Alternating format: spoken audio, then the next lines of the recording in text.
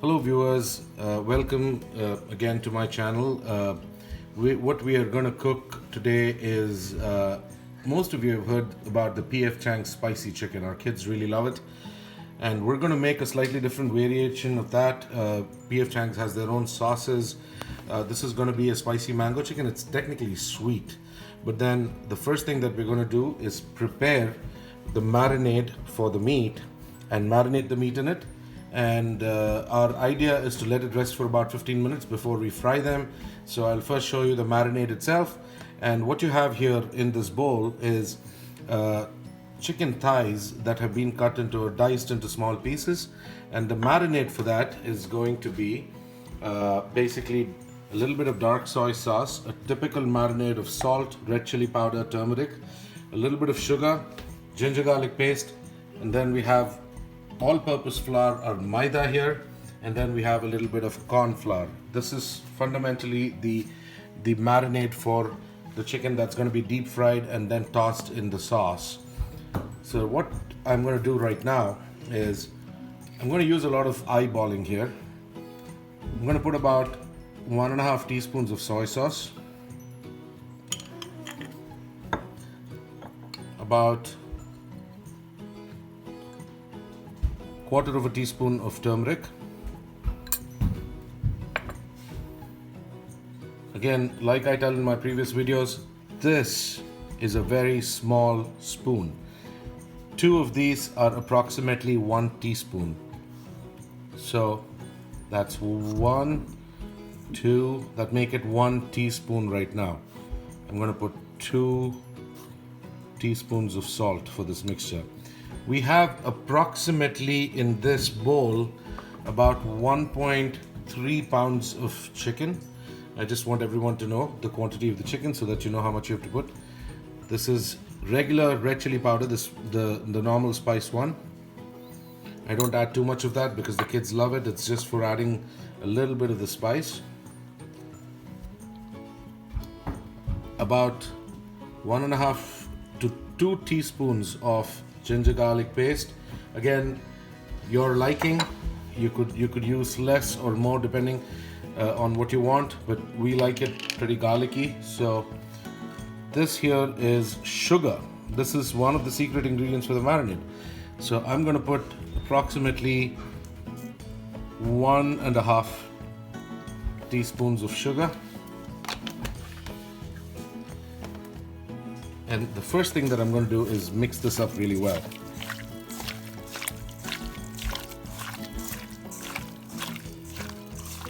By the way, my hands are clean. I just washed it in soap, and I prefer using the hands. It massages the meat really well, lets the masalas go inside very well. At this point, I would add to this mixture approximately 1/2 cup of all-purpose flour and about 3 teaspoons of corn flour. Heaped teaspoons, please.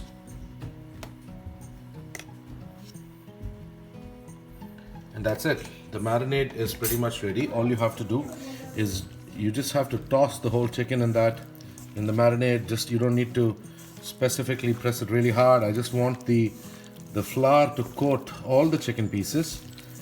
And you would notice some people use eggs, some people don't. I have found this combination of all-purpose and corn flour gives it the most crispy texture. What I typically do is once it is marinated like this, I don't really play with it too much. I just let it rest, and then it is all about the deep frying and what temperature the oil is in. So I will see you in about 15 minutes when we start frying these babies. Alright, so the chicken is now fully marinated. We've left it for almost 30 minutes. I wanted to leave it for about 15. 15 is good, 30 is even better.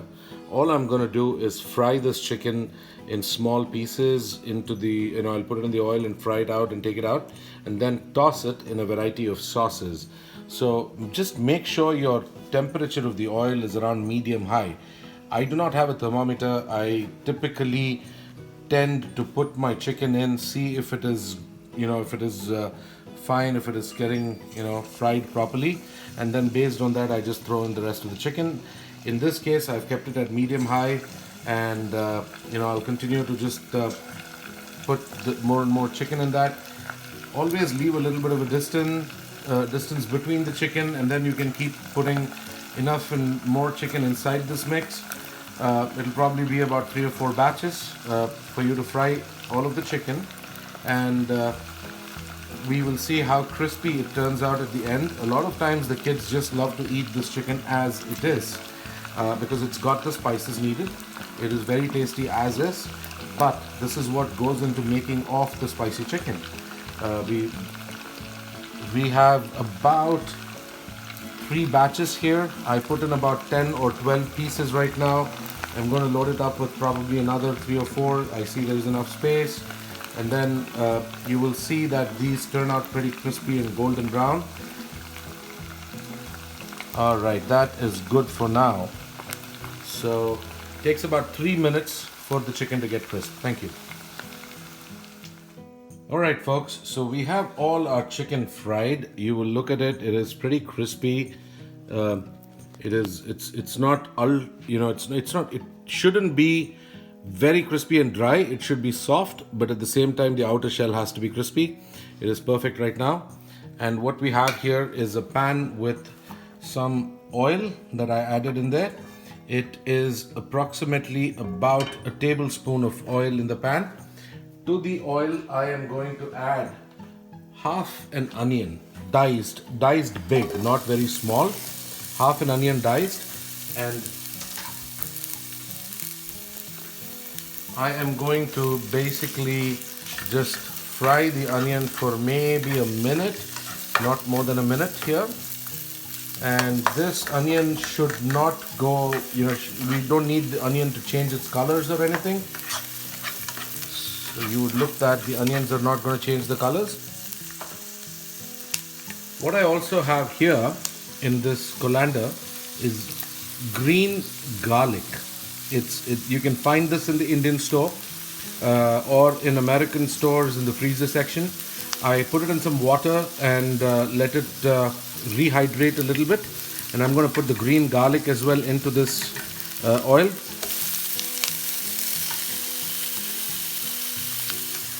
And allow the green garlic also to fry. You need to do this at medium to high heat.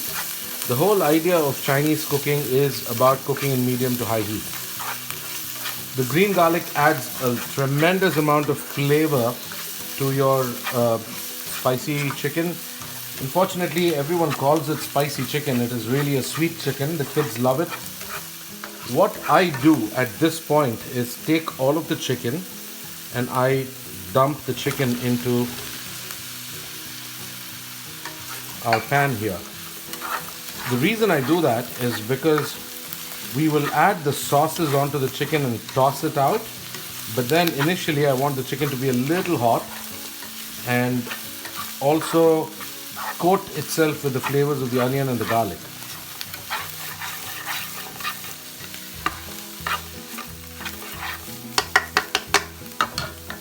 Heat it up and make the heat a little high. And the first thing I add to it, again, I eyeball about a spoon of soy sauce. I toss it in the soy sauce mixture first. The soy adds a little bit of pungency to the chicken, and then you get the balance from the chili and the PFChangs sauce. And I then finally finish this up with a little bit of honey. But the second thing I add to it is red chili sauce. You can see the red chili sauce here. Again, eyeball about a spoon to about a spoon and a half, and not more than that. It's probably about one and a half teaspoons of red chili sauce. Toss it. The idea is to layer the chicken with multiple things and then add the sweet sauce, because the first flavor that you want to hit you is the sweetness. Allow that to cook for a little bit.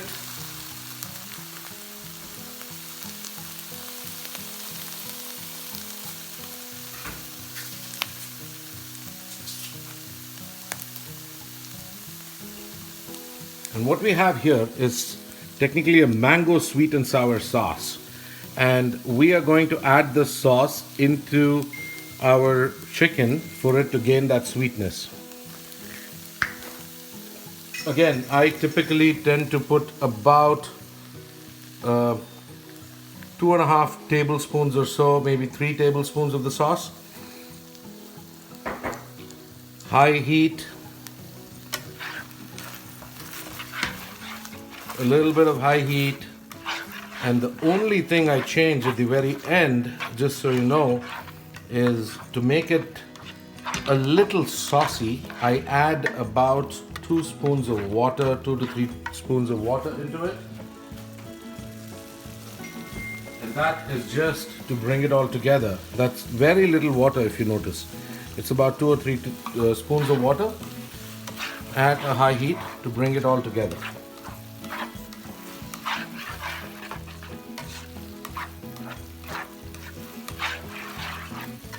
And that's it. Your PFChangs Spicy Chicken, so they say, or you can call this the mango sweet and sour chicken, is now ready.